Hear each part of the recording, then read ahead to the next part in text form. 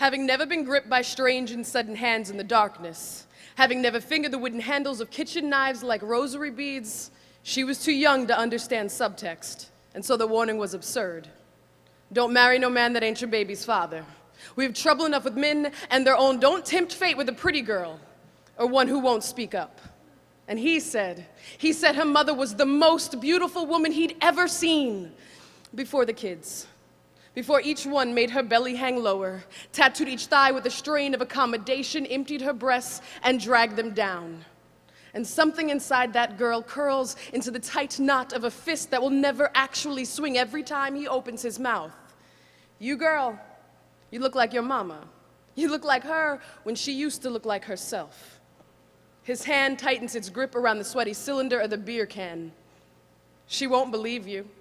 She loves me. She married me. She chose me. And you?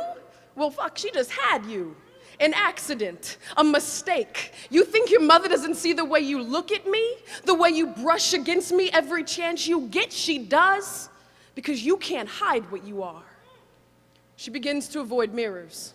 Begins to hide from her own face, convinced she wears it like an invitation. No, she will send you away. And do you know what they do to pretty girls in foster care? You'll beg to come back home, and I'll be here waiting for you.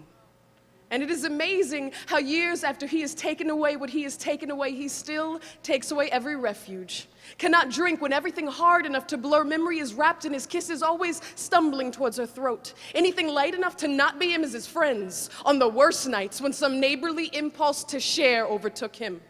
It's the boys she has tried to paint over him with. Cannot turn to women when their affections taste too much like his fingers, made slick by her mother's early evening ignorance, made slicker still by her own midnight shame. Cannot run away when she keeps stumbling headlong into mirrors. Every pretty girl on a bar stool drinking forget, eyeing the idiot in the corner with the familiar and malicious smile is her, thinking he can see what she is her thinking everyone must see the way she looks at him, is her thinking she cannot hide it. And do you know what they do to pretty girls in the real world? Having never picked up a kitchen knife that did not feel like the possibility of a prayer coming true, her warning to the girl made perfect sense. Don't marry no man that ain't your baby's father. And it is amazing the things you will say to a 10-year-old girl hoping she will never have to understand you.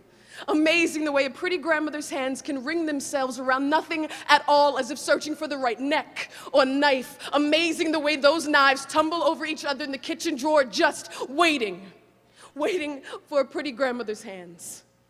Waiting for any spark in a 10-year-old girl's eyes that say she can understand subtext now.